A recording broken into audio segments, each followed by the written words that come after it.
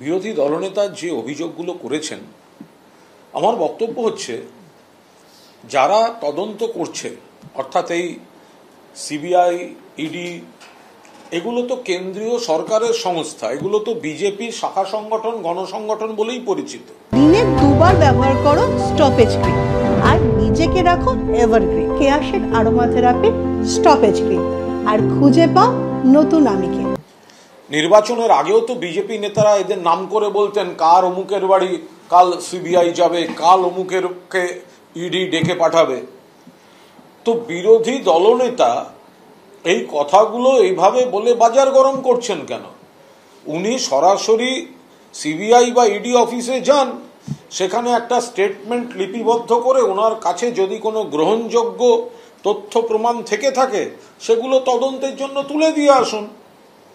শুধুমাত্র কাউকে কলুষিত করার জন্য, মেলাইন করার জন্য এইভাবে এই কথাগুলো না বলে, আপনি বলছেন আপনার হাতে তথ্য আছে, তদন্ত করছে আপনাদের কেন্দ্রীয় সরকারের এজেন্সি, তো তাহলে বাইরে বাজার গরম না করে আপনার কাছে যদি কোনো তথ্য প্রমাণ থেকে থাকে তাহলে সিবিআই অফিসে, ইডি অফিসে যান, সেখানে গিয়ে একটা স্টেটমেন্ট করে যে আমার কাছে এইগুলো আছে, এগুলো আমি অমুক জায়গা থেকে পেয়েছি, তো সেগুলো তাদের হাতে দিয়ে আসুন।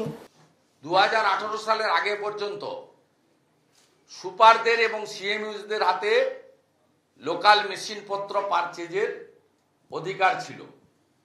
এই স্বাস্থ্যমন্ত্রী তার মদতে, তার নির্দেশে 2018 সাল থেকে প্রকিউরমেন্টটা সেন্ট্রালি করা হয়।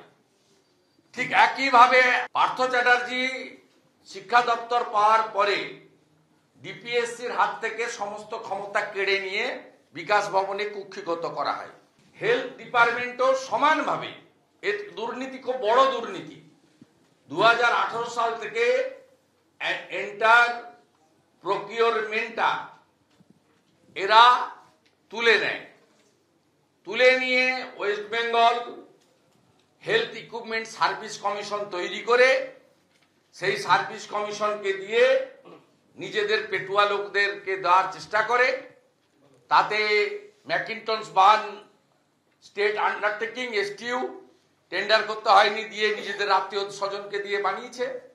পরবর্তীকালে কোভিডের সময় এমএসএমই কে দিয়ে দেওয়া হয়, তন্তুজকে অ্যাওয়ার্ড করে দেওয়া হয়, তন্তুজ অলসো এসটিইউ, তার ফলে টেন্ডার করতে হয়নি।